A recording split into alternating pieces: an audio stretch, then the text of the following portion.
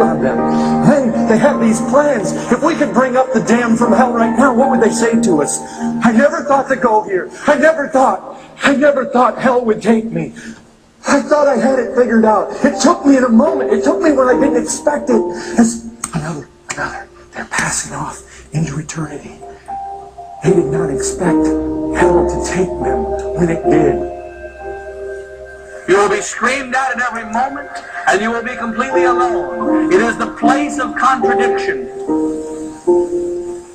Complete famine, total stuffing of gluttony, of all kinds of poisons. Complete abandonment and being forgotten, being mocked by everyone for all eternity.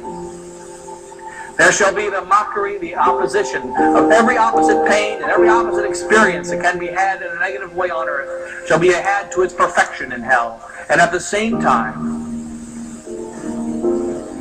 and of all the prayers of the souls in hell, they will experience the reality of despair. Despair is a phenomenon that we cannot experience in this life. Can't be experienced because there's always hope in this life.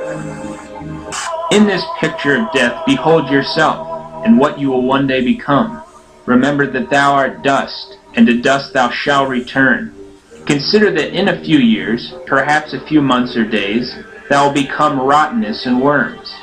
All must come to an end, and if when you die your soul is lost, all is lost for you.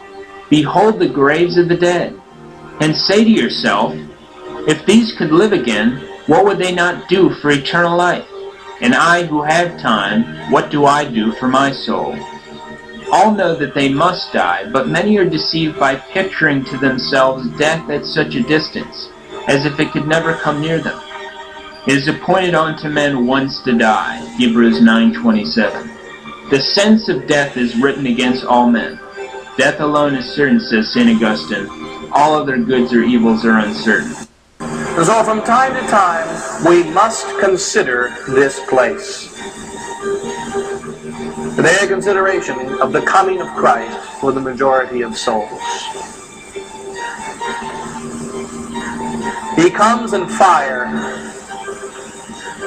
He comes a just judge. For the soul that finds itself in the state of mortal sin and meets with death, that soul is damned for all eternity. And that soul, at the moment of death, meeting that death in the state of mortal sin, will never be forgiven. There shall never be a reprieve of any kind. There shall never be mercy for that soul. Can you picture them praying?